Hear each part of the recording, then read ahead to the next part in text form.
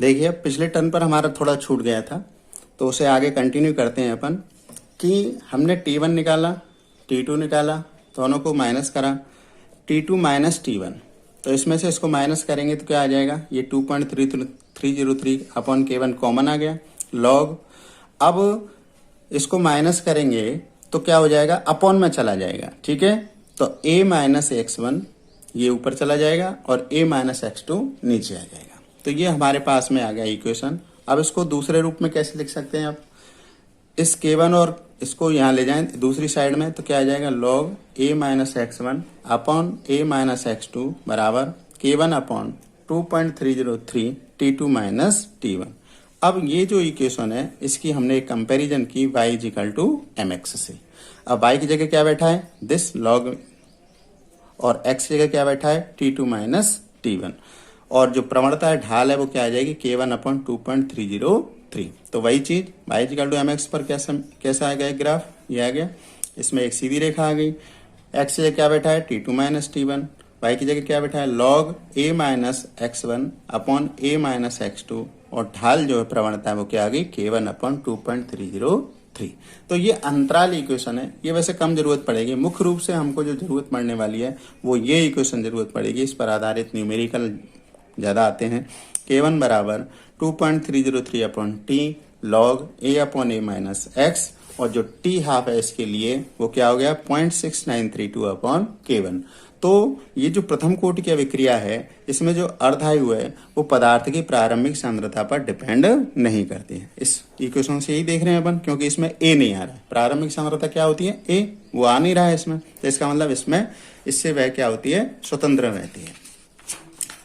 अब यदि हम इसके उदाहरण की बात करें तो इसके जो उदाहरण है प्रथम कोटि की अभिक्रिया के, जैसे अमोनियम नाइट्राइट NH4NO2 गर्म किया जाए तो क्या बनेगी, N2 प्लस 2H2, ये इसका एक उदाहरण है। और सभी रेडियो एक्टिव जो विघटन है, यानी जो रेडियो एक्टिव अभिक्रियाएं होती हैं, विघटन अभिक्रियाएं होती हैं, वो सभी प्रथम कोटि की अभिक्रियाएं होंगी, ठीक है ना। एक उदाहरण आप अपनी किताब में दिया हुआ है, एजो आइसोप्रोपेन, ठीक है।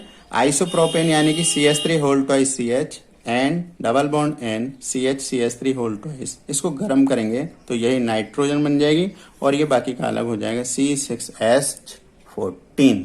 तो इस प्रकार से इसका जो विघटन है यह भी प्रथम कोटि की अभिक्रिया का उदाहरण है। अब इसके बाद में हम एक पढ़ते हैं छद्म प्रथम कोटि की अभिक्रिया, ठीक है ना, स्यूडो रिएक्शन प्रथम कोटि की और छद्म प्रथम कोटि की अभिक्रिया। अब ये छद्म क्या हो गई कि जब अभिक्रिया की अणु संख्या 2 या 2 से अधिक हो जाए किंतु उसकी कोटि क्या रहे, एक रहे, कोटि क्या रहे, एक रहे, तो उस परिस्थिति में हम इसको स्यूडो रिएक्शन या छद्म प्रथम कोटि की अभिक्रिया कहते हैं, ठीक है ना। अणु संख्या 2 या 2 से अधिक हो किंतु कोटि क्या हो, एक हो, तो यह छद्म प्रथम कोटि की अभिक्रिया कहलाएगी। कुछ अभिक्रियाओं के उदाहरण अपन ने लिखे यहाँ पर, जैसे हमने कहा भाई CH3COO एथिल एसीटेट, इसका जल अपघटन करें अम्लीय माध्यम की उपस्थिति में तो हमको क्या प्राप्त हो जाएगा, CH3COOH और C2H5OH। इसका जो वेग व्यंजक है वो क्या होगा, वेग बराबर K, यानी CH3COO यानी जो अभिक्रिया का वेग है तो वो केवल एथिल एसीटेट की सांद्रता पर ही डिपेंड कर रहा है, इसलिए इसकी जो कोटि है वो क्या होगी, एक। अणु संख्या कितनी है, देखो एक अणु इसका है और एक अणु इसका है, तो अणु संख्या कितनी है, 2, लेकिन कोटि क्या है, एक है, इसलिए ये छद्म प्रथम कोटि की अभिक्रिया होगी। इसी प्रकार से देखो C2H4 यानी एथीन, इसका हाइड्रोजनेशन कर रहे हैं तो क्या बन रहा है, एथेन प्राप्त हो रहा है, ठीक है, एथेन प्राप्त हो रहा है। तो अब इसका जो डिपेंड करेगा वेग वो C2H4 यानी एथेन की सांद्रता पर डिपेंड करेगा, इसलिए अणु संख्या तो 2 है, एक ये ना, एक हाइड्रोजन है, लेकिन हाइड्रोजन की सांद्रता पर डिपेंड नहीं करेगा। इसी प्रकार से ये क्या है, COS यानी कार्बोनिल सल्फाइड है प्लस H2O, ये CO कोबाल्ट नहीं है, कार्बोनिल सल्फाइड, C और O भी पढ़ा है, COS carbonyl sulphide plus H2O, तो क्या बन गया CO2 प्लस H2S।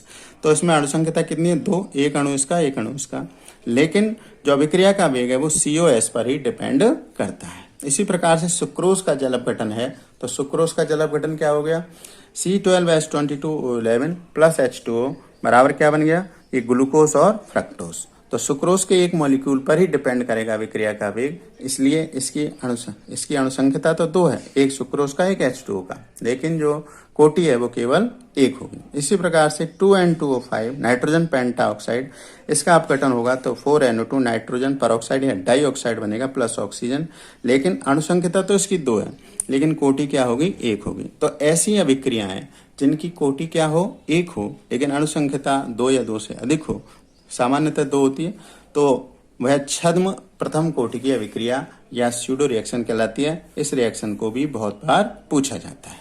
लेकिन अगर ये अम्लीय माध्यम की अपेक्षा क्षारीय माध्यम में करवाई जाएगी, NaOH अगर यहाँ पर ले लेंगे तो ये द्वितीय कोटि की यानी कि इसकी कोटि क्या हो जाएगी, 2 हो जाएगी, तब ये छद्म प्रथम कोटि की अभिक्रिया नहीं रहेगी। ठीक है। इसी प्रकार से अभिक्रिया के वेग को ताप कैसे प्रभावित करता है, इस बात की जानकारी तो हमने पढ़ा था शुरू में अभिक्रिया के वेग को प्रभावित करने वाले कारकों में कि अभिक्रिया का जो वेग है वो टेम्परेचर से प्रभावित होता है, क्योंकि अभिक्रिया का वेग यानी टेम्परेचर आप यदि बढ़ाते हैं तो उस परिस्थिति में मॉलिक्यूल्स की एनर्जी यानी गतिज ऊर्जा बढ़ जाती है, जिससे उनमें टक्कर जो होती है वह बढ़ जाती है, और जिसके कारण से वह जल्दी गति करेंगे, शीघ्रता से गति करेंगे, तो उनके वेग भी बढ़ जाते हैं। और ये माना जाता है कि अभिक्रिया का जो वेग है वो 10 डिग्री सेंटीग्रेड यदि ताप बढ़ाया जाए तो उसमें जो है 2 से 3 गुना की वृद्धि हो जाती है। यदि मान लीजिए टेम्परेचर T लें और एक T+10 ले लें, तो उस परिस्थिति में जो वेग नियतांकों का अनुपात है वह कहलाता है ताप गुणांक, टेम्परेचर कोफिशिएंट। उसको अपन कैसे लिख सकते हैं, KT+10, यानी कि 10 डिग्री ज्यादा पर है ये K का मान और ये T डिग्री सेंटीग्रेड पर है, और इसकी जो वैल्यू है वो 2 से 3 गुना होती है। और एक बार ये भी पूछा गया था कि यदि मान लीजिए हम 10 डिग्री सेंटीग्रेड बढ़ा रहे हैं तो उस परिस्थिति में उसका वेग कैसे बढ़ जाता है, तो उसके लिए एक ग्राफ बनाया गया है। ये ग्राफ है, ये गतिज ऊर्जा है इस साइड में और इस साइड में अणुओं का अंश, ठीक है ना। तो ये जो अपन ने ये ग्राफ लिया है ये T+10 पर है, और ये जो ग्राफ अपन ले रहे हैं वो T डिग्री सेंटीग्रेड पर है, ठीक है।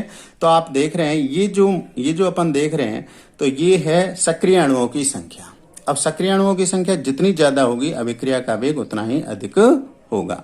तो आप देख रहे हो कि T डिग्री सेंटीग्रेड पर जो सक्रिय अणुओं की संख्या वो क्या है, कम है, लेकिन अगर T+10 कर दिया है तो सक्रिय अणुओं की संख्या लगभग 2 गुना हो गई है ना, 2 से ज्यादा गुना हो गई है। तो इसलिए जो अभिक्रिया का वेग है वह भी 2 से 3 गुना मुख्य सामान्यतः हो जाता है। तो इस प्रकार से हम अभिक्रिया का वेग T डिग्री सेंटीग्रेड पर और T+10 डिग्री सेंटीग्रेड पर किस प्रकार से बताएंगे उसको हम ग्राफ प्लॉट कर सकते हैं। ठीक है, थैंक यू।